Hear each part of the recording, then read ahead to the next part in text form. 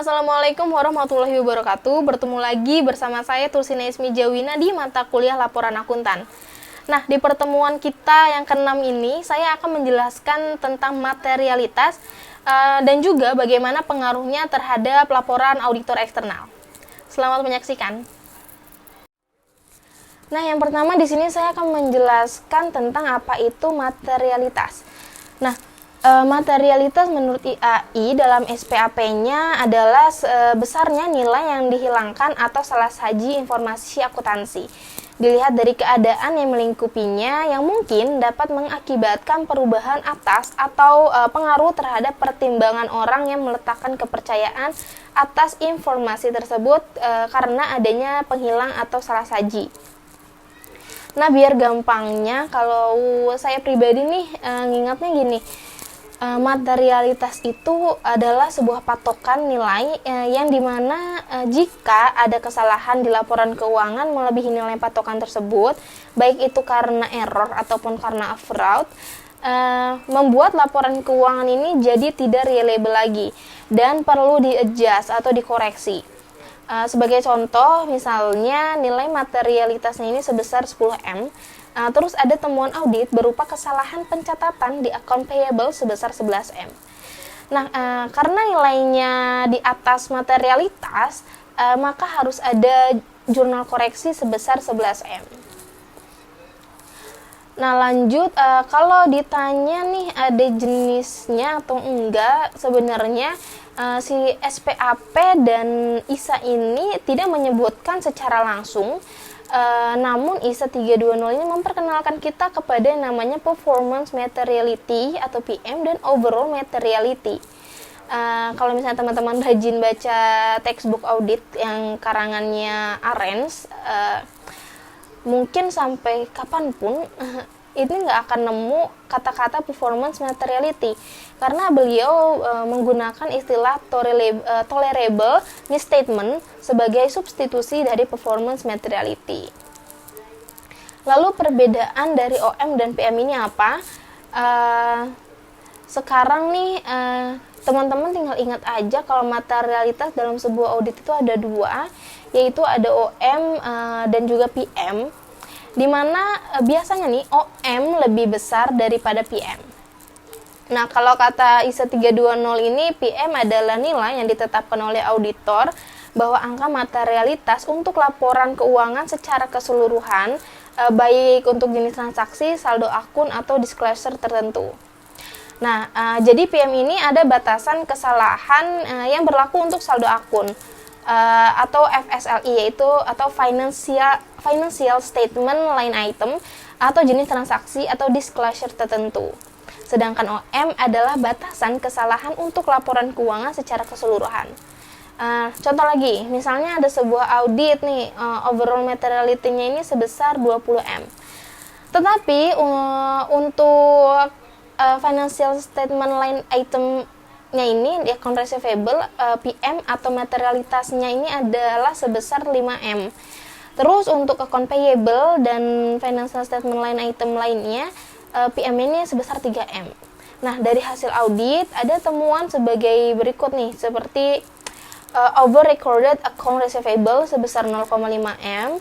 Nah, lalu juga ada under recorded account payable sebesar 1M dan ada over recorded prepaid expense sebesar 2M.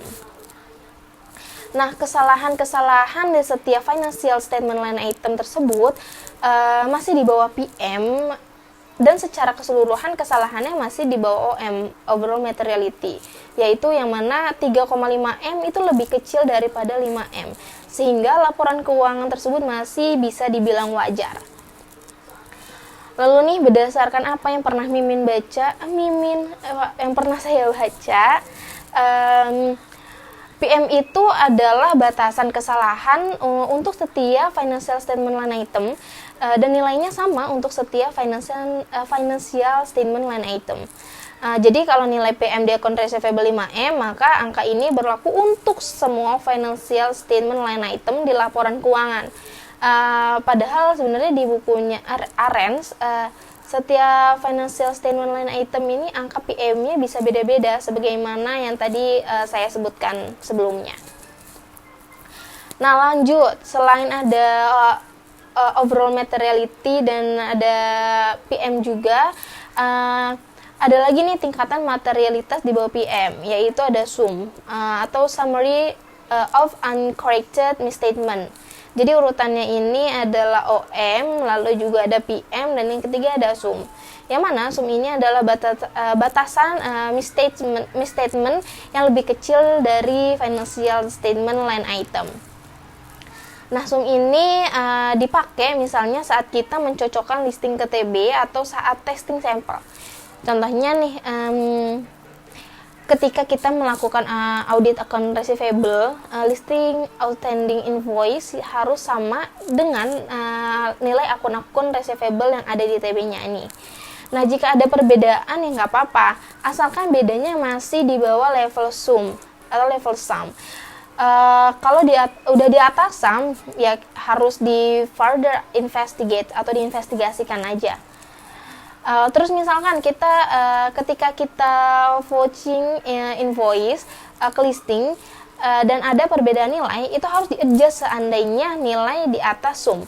Contohnya nih, nilai SUM ini sebesar 500 juta. Nah, ketika vouching di invoice nilainya ini sebesar 1M. Nah, tetapi di listing cuma ada 800 juta.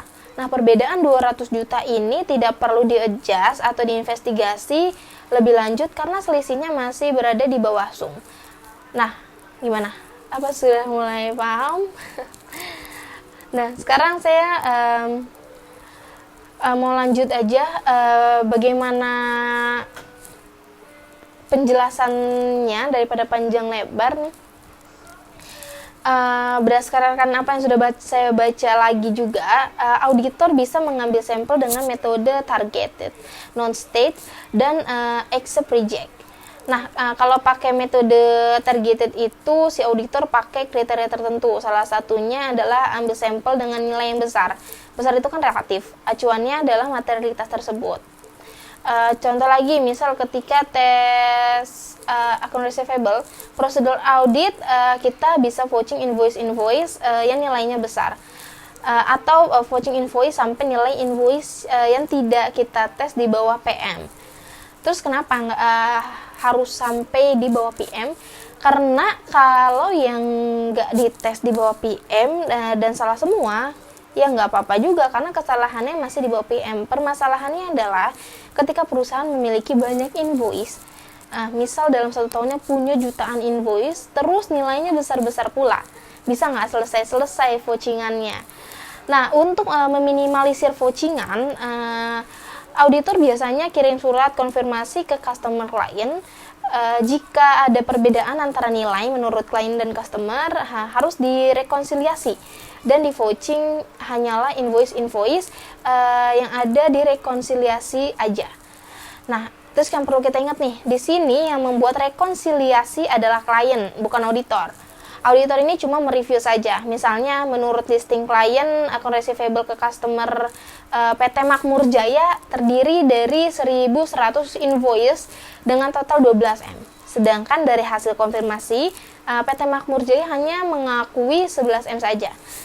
Nah, setelah klien melakukan rekonsiliasi, ternyata ada 5 invoice masing-masing 200 juta yang mana si PT Makmur mengakui di periode selanjutnya, misalnya Januari 2014 ya. Namun si klien mengakui di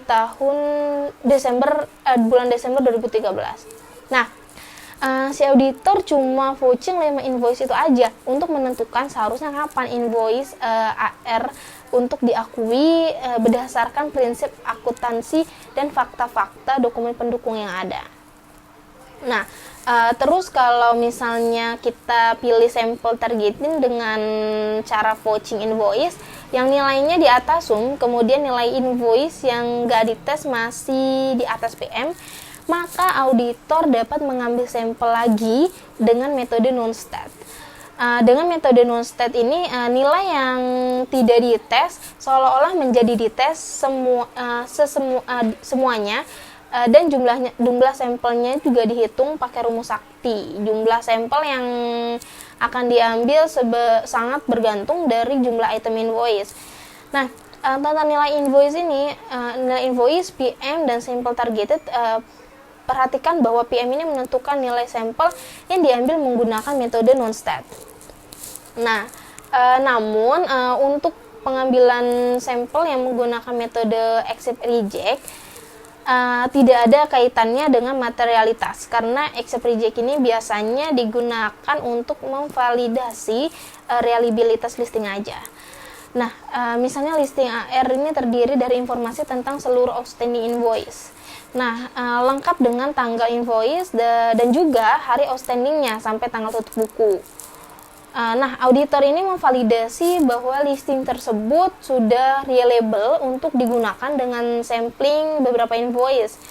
Auditor akan mencocokkan seluruh informasi yang ada di listing tersebut dengan dokumen-dokumen invoice aslinya. Lalu, apa benar outstanding days invoice nomor sekian yang ada di listing 90 hari? Terus, amount yang ada di listing sudah cocok dengan invoice atau belum? Dan seterusnya, pokoknya kayak gitu. Nah, pengambilan sampel accept reject ini sangat bergantung dari jumlah item invoice, kesalahan masing-masing dari kesalahan yang masih kita tolerir. Nah, terus materialitas juga tergantung dari professional judgment si auditor. Setiap klien punya materialitas sendiri dan tiap tahun angkanya mungkin berbeda-beda.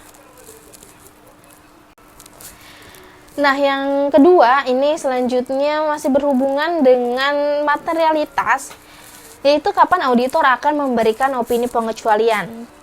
Nah, tugas seorang auditor ini adalah memeriksa laporan keuangan sebuah perusahaan apakah sudah sesuai dengan dalam pengerjaannya, yaitu menggunakan standar akuntansi yang berlaku, dan apakah laporan keuangan tersebut dikerjakan sesuai dengan format yang berlaku juga. Di akhir pekerjaannya dalam memeriksa laporan keuangan, seorang auditor akan mengeluarkan sebuah opini tentang laporan keuangan tersebut yang dinamakan opini audit laporan keuangan. Opini audit ini adalah pernyataan auditor terhadap kewajaran laporan keuangan dari entitas yang telah diaudit. Kewajaran ini menyangkut materialitas, posisi keuangan, dan juga arus kas. Opini audit inilah yang menjadi terjemahan laporan keuangan yang digunakan oleh pengguna laporan keuangan dalam mengambil keputusan yang telah keputusan untuk kelangsungan hidup perusahaan. Nah, menurut SPAP atau Standar Profesional Akuntan Publik, opini audit ini ada 5 macam. Yang pertama ini opini wajar tanpa pengecualian. Adalah pendapat yang diberikan ketika audit telah dilaksanakan sesuai dengan standar auditing atau SPAP. Nah, auditor tidak menemukan kesalahan material secara keseluruhan laporan keuangan atau tidak terdapat penyimpangan dari prinsip akuntansi yang berlaku atau SAK. Nah, bentuk laporan ini digunakan apabila terdapat keadaan seperti bukti audit yang dibutuhkan telah terkumpul secara mencukupi dan auditor telah menjalankan tugasnya sedemikian rupa sehingga ia dapat memastikan kerja lapangan telah ditaati. Lalu ketiga, standar umum telah diikuti sepenuhnya dalam perikatan kerja. Nah, lanjut ada laporan keuangan yang diaudit disajikan sesuai dengan prinsip akuntansi yang lazim yang berlaku di Indonesia yang ditetapkan pula secara konsisten pada laporan-laporan sebelumnya. Demikian pula penjelasan yang mencukupi telah disertakan pada catatan kaki dan bagian-bagian lain dari laporan keuangan. Lalu yang terakhir ini tidak terdapat ketidakpastian yang cukup berarti, no material uncertainties, mengenai perkembangan di masa mendatang yang tidak dapat diperkirakan sebelumnya atau dipecahkan secara memuaskan. Nah, lanjut yang kedua ini ada opini wajar tanpa pengecualian dengan paragraf penjelasan. Adalah pendapat yang diberikan ketika suatu keadaan tertentu yang tidak berpengaruh langsung terhadap pendapat wajar. Keadaan tertentu ini terjadi apabila yang pertama pendapat auditor sebagian didasarkan atas pendapat auditor independen lain. Lanjut yang kedua ini karena belum adanya aturan yang jelas, maka laporan keuangan dibuat menyimpang dari SAK. Yang ketiga, laporan dipengaruhi oleh ketidakpastian peristiwa masa yang akan datang, hasilnya belum dapat diperkirakan pada tanggal laporan audit. Lalu yang keempat ini, terdapat keraguan yang besar terhadap kemampuan satuan usaha dalam mempertahankan kelangsungan hidupnya. Dan yang kelima, ada di antara dua periode akuntansi terdapat perubahan yang material dalam penerapan prinsip akuntansi. Yang terakhir nih, yang keenam, data keuangan tertentu yang diharuskan ada oleh Bapepam namun tidak disajikan. Lalu opini yang ketiga ini ada opini wajar dengan pengecualian. Nah, adalah pendapat yang diberikan ketika laporan keuangan dikatakan wajar dalam hal material. Tetapi terdapat suatu penyimpangan atau kurang lengkap pada pos tertentu, sehingga harus dikecualikan. Dari pengecualian tersebut yang dapat mungkin terjadi apabila yang pertama bukti kurang cukup, yang kedua adanya pembatasan ruang lingkup, yang ketiga terdapat penyimpangan dalam penerapan prinsip akuntansi yang berlaku umum. Lalu menurut SA 508 paragraf 20, jenis pendapat ini diberikan apabila yang pertama tidak adanya bukti kompeten yang cukup atau adanya pembatasan lingkup audit yang material tetapi tidak mempengaruhi laporan keuangan secara keseluruhan. Yang kedua, ada auditor yakin bahwa laporan keuangan berisi penyimpangan dari prinsip akuntansi yang berlaku umum yang berdampak material tapi tidak mempengaruhi laporan keuangan secara keseluruhan. Penyimpangan tersebut dapat berupa pengungkapan yang tidak memadai maupun perubahan dalam prinsip akuntansi. Nah, ada opini yang keempat, yaitu opini tidak wajar. Adalah pendapat yang diberikan ketika laporan secara keseluruhan ini dapat terjadi apabila auditor harus memberi tambahan paragraf untuk menjelaskan ketidakwajaran atas laporan keuangan, disertai dengan dampak dari akibat ketidakwajaran tersebut pada laporan auditnya. Pendapat ini dinyatakan apabila menurut pertimbangan auditor laporan keuangan secara keseluruhan tidak disajikan secara wajar sesuai dengan SAK atau ETAP dan IFRS. Nah, apabila auditor menyatakan pendapat tidak wajar, ia harus menjelaskan dalam paragraf terpisah sebelum paragraf pendapat dalam laporannya, yaitu ada semua alasan yang mendukung pendapat tidak wajar. Dan dampak utama hal yang menyebabkan pemberian pendapat tidak wajar terhadap posisi keuangan, hasil usaha, perubahan ekuitas dan arus kas jika secara praktis untuk dilaksanakan. Jika dampak tersebut tidak dapat ditentukan secara beralasan, laporan audit harus menyatakan itu. Lalu opini yang terakhir, opini yang kelima ini ada opini tidak memberikan pendapat.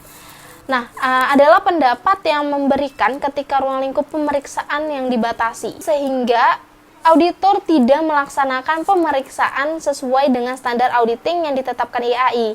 Nah, pembuatan laporannya auditor harus memberi penjelasan tentang pembatasan ruang lingkup oleh klien yang mengakibatkan auditor tidak memberi pendapat. Nah, yang pertama nih ada suatu pernyataan tidak memberikan pendapat menyatakan bahwa auditor tidak menyatakan pendapat atas laporan keuangan. Auditor dapat tidak menyatakan suatu pendapat bila mana ia tidak dapat merumuskan atau tidak merumuskan suatu pendapat tentang kewajaran laporan keuangan sesuai dengan SAK, ETAP, dan IFRS. Jika auditor menyatakan tidak memberi pendapat, laporan audit harus memberikan semua alasan substantif yang mendukung pernyataan tersebut. Lalu yang kedua, pernyataan tidak memberikan pendapat adalah cocok jika auditor tidak melaksanakan audit yang lingkupnya memadai untuk memungkinkannya memberikan pendapat atas laporan keuangan. Pernyataan tidak memberikan pendapat harus tidak diberikan karena auditor yakin atas dasar auditnya bahwa terdapat penyimpangan material dari SAK, ETAP, atau IFRS. Jika pernyataan tidak memberikan pendapat disebabkan pendapat lingkup audit, auditor harus menunjukkan dalam paragraf terpisah yaitu alasan substantif yang mendukung pernyataan tersebut. Nah, lalu ada tahap-tahap opini audit. Sebelum auditor memberikan pendapat opininya, seorang auditor harus melaksanakan tahap-tahap audit, yaitu tahap-tahapnya menurut Arens, tahap-tahapnya ini ada 4, yaitu yang pertama ada perencanaan dan perancangan pendekatan audit. Yang kedua ada pengujian, pengendalian, dan transaksi. Yang ketiga ada pelaksanaan prosedur analitis dan pengujian terinci atas saldo. Lalu yang keempat ini ada penyelesaian dan penerbitan laporan audit. Nah, lalu kapan nih auditor membeli opini pengecualian? Nah, saat adanya bukti yang telah didapatkan oleh auditor secara tepat dan cukup untuk memberikan kesimpulan terjadinya kesalahan penyajian yang dilakukan secara individual ataupun secara agregasi. Dan tidak diperolehnya bukti secara cukup dan tepat oleh auditor untuk mendukung opininya. Kita lanjut ke pembahasan yang ketiga, yaitu tentang risiko audit, yang mana risiko audit ini merupakan risiko kesalahan auditor dalam memberikan pendapat wajar tanpa pengecualian atas laporan keuangan yang salah saji secara material. Nah, risiko bisnis merupakan risiko di mana auditor akan menderita kerugian atau merugikan dalam melakukan praktik profesinya akibat proses pengadilan atau penolakan publik dalam hubungannya dengan audit. Nah, penggunaan laporan keuangan merupakan unsur utama dalam risiko bisnis untuk mengidentifikasi pengguna potensial laporan keuangan. Jumlah pengguna laporan keuangan yang lebih besar akan meningkatkan resiko bisnis dan dapat meningkatkan tingkat kepastian yang diinginkan auditor. Nah, menurut SA seksi 312 PSA nomor 25 yang dikutip oleh Sukrisno Agus tahun 2004, risiko audit adalah risiko yang timbul karena auditor tanpa disadari tidak memodifikasikan pendapatnya sebagaimana mestinya atas suatu laporan keuangan yang mengandung salah saji.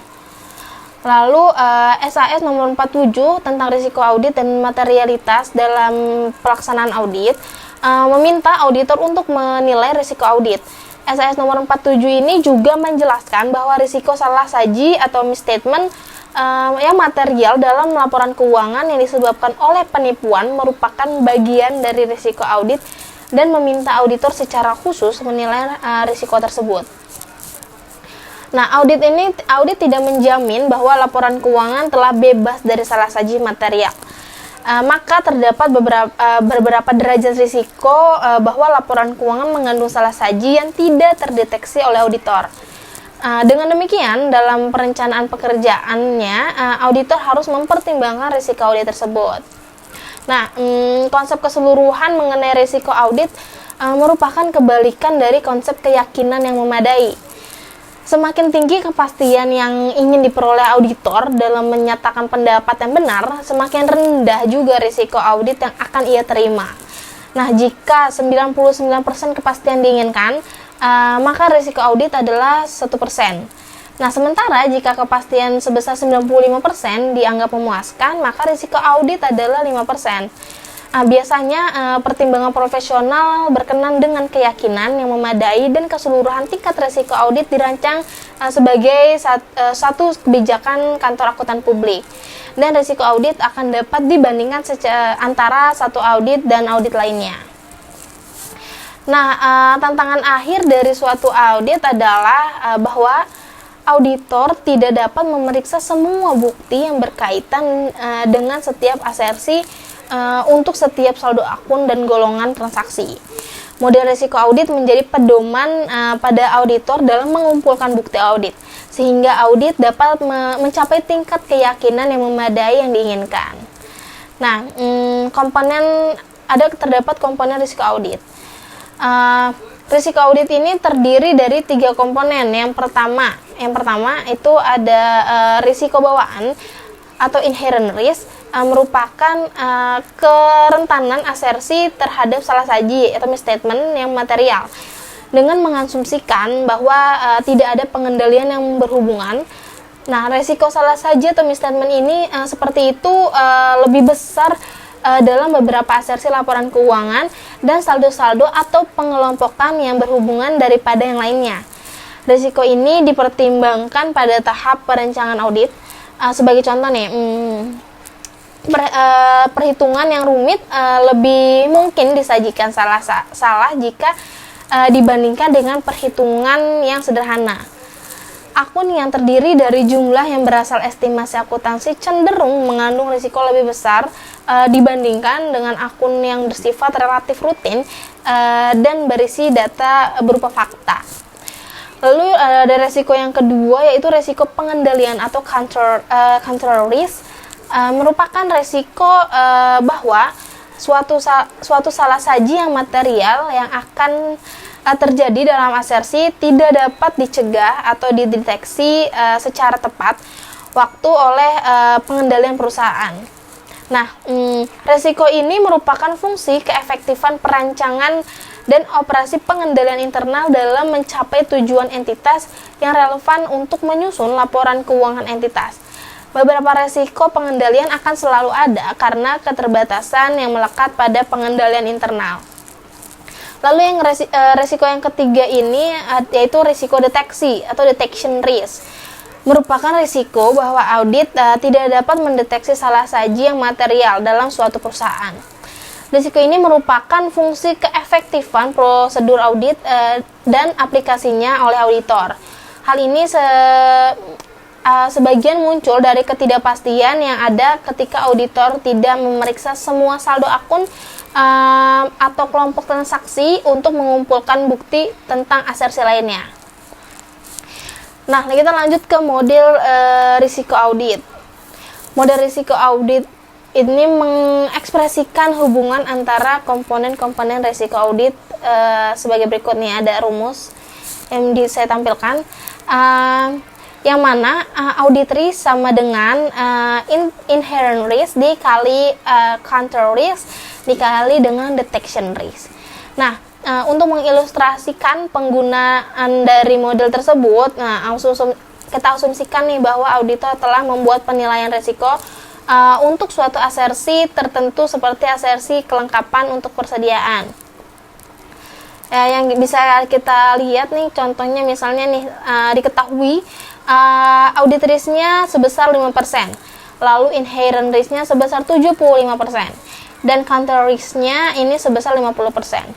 Nah, risiko deteksi dapat ditentukan sebagai berikut nih, seperti ini. Yang mana rumusnya detection risk sama dengan audit risk dibagi inherent risk dikali counter risk. Nah, berarti cara ngitungnya 5% dibagi 75% dikali 50%. Nah, hasil yang didapatkan sebesar 13%. Risiko deteksi sebesar 13% ini berarti auditor perlu merencanakan pengujian substantif dengan suatu cara yang akan menghasilkan risiko yang dapat diterima bahwa terdapat kemungkinan kegagalan sekitar sebesar 13% dalam mendeteksi salah saji yang material. Nah, risiko ini dapat diterima jika auditor memiliki keyakinan dari sumber-sumber lain untuk mendukung penilaian risiko bawaan dan risiko pengendalian. Nah, kita lanjut ke pembahasan yang keempat, yaitu apa hubungan antara materialitas audit dengan audit risk. Nah, tanggung jawab seorang auditor adalah menentukan tingkat kewajaran atas penyajian laporan keuangan yang dibuat oleh auditor. Nah, dalam proses penentuan tersebut, auditor tidak terlepas dari pertimbangan materialitas dalam memutuskan jenis dari laporan audit atau pendapat atas laporan keuangan yang akan ia terbitkan. Konsep materialitas ini mengharuskan auditor untuk mempertimbangkan segala keadaan, baik yang berkaitan dengan audit maupun atas kebutuhan informasi pihak yang mempercayakannya. Nah, Financial Account Standard Board mendefinisikan materialitas sebagai besarnya nilai penghapusan atau kesalahan penyajian informasi yang berhubungan dengan situasi melingkupinya, sehingga dapat mengakibatkan perubahan atau mempengaruhi pertimbangan pihak yang menaruh percayaan atas informasi tersebut karena adanya penghapusan atau salah saji yang dilakukan Lalu materialitas kemudian menjadi salah satu faktor yang berpengaruh terhadap pertimbangan auditor tentang kecukupan bukti audit yang ia butuhkan. Nah, kecukupan bukti audit tersebut nanti akan sangat mempengaruhi besarnya potensi kesalahan dalam membuat kesimpulan atas penyajian laporan keuangan audit. Nah, potensi kesalahan tersebut lah yang digambarkan sebagai risiko audit. Nah, risiko audit ini sendiri merupakan risiko bahwa auditor mungkin tanpa sengaja telah gagal untuk memodifikasi pendapat secara tepat mengenai laporan keuangan yang mengandung salah saji material. Nah, ilustrasi tentang bagaimana hubungan antara material, bukti audit, dan juga resiko audit, yaitu yang pertama, satu, jika menginginkan risiko audit konstan sedangkan tingkat materialitas dikurangi, maka bukti audit harus ditambah atau diperbanyak. Lalu yang kedua, jika mempertahankan tingkat materialitas konstan dan mengurangi jumlah bukti audit, maka risiko audit akan meningkat. Nah, yang ketiga nih, jika menginginkan risiko audit berkurang atau rendah, maka ada beberapa alternatif. Di antaranya yang pertama, menaikkan tingkat materialitas dan mempertahankan jumlah bukti audit. Lalu yang kedua, ada menambah jumlah bukti audit dan mempertahankan tingkat materialitas. Atau yang ketiga, meningkatkan jumlah bukti audit dan tingkat materialitas secara bersama-sama. Nah, di pembahasan yang kelima ini saya akan menjelaskan bagaimana cara menentukan nilai OM atau overall materiality, terus nilai PM atau performance materiality, dan juga nilai IM assertion materiality dari suatu entitas. Nah, karena pada TB1 kemarin saya mengambil tentang PT Katarina Utama, jadi sekarang saya akan mengambil dari laporan keuangan perusahaan tersebut. Nah, di sini terlihat jelas total aset dari PT Katarina Utama ini pada tahun 2009 sebesar 115.942.355.789 rupiah. Nah, untuk menentukan nilai overall materiality ini diambil dari 1% total aset. Nah, 1% total aset ini yaitu sebesar 1.153.423.557,89 rupiah. Nah, sedangkan nilai PM performance materiality ini diambil dari 70% nilai OM atau nilai overall materiality. Yang mana 70%-nya ini sebesar 811.596.490,52 rupiah. Nah, sedangkan nilai IM ini diambil dari 3% nilai OM. Nah, berarti kalau 3% dari nilai OM ini berarti sebesar 34.782.706,73 rupiah. Nah, di pembahasan yang terakhir ini saya akan menjelaskan tentang opini auditor terhadap entitas PT Katarina Utama, yang mana akuntan publik Budiman, Wawan, Pamuji, dan rekan memberikan opini wajar tanpa pengecualian pada PT Katarina Utama. Nah, hasil audit yang dikeluarkan KAP Budiman, Wawan, Pamuji, dan rekan menyatakan opini wajar, padahal ada dugaan laporan keuangan tersebut telah dimanipulasi. Nah, dugaan keterlibatan pihak auditor semakin kuat setelah KAP Ahyadi Wadisono melakukan audit atas laporan keuangan tahun 2010 dan memberikan opini disclaimer karena tidak dapat melakukan konfirmasi atas transaksi yang ada. Nah, adanya kasus ini menunjukkan bahwa otoritas bursa masih mempunyai kelemahan dalam pengawasannya. Otoritas bursa dalam hal ini Bursa Efek Indonesia dan BPPMLK baru menyadari adanya keganjilan pada PT Katarina Utama setelah pada bulan Agustus 2010 pemegang saham dan Forum Komunikasi Pekerja Katarina melaporkan adanya penyimpangan dana hasil penawaran umum. Terima kasih yang telah menonton dari awal hingga akhir. Kurang lebihnya mohon maaf. Semoga video ini dapat membantu teman-teman dalam mengerti bagaimana materialitas dan juga pengaruhnya terhadap laporan auditor eksternal. Semoga dapat membantu. Wassalamualaikum warahmatullahi wabarakatuh.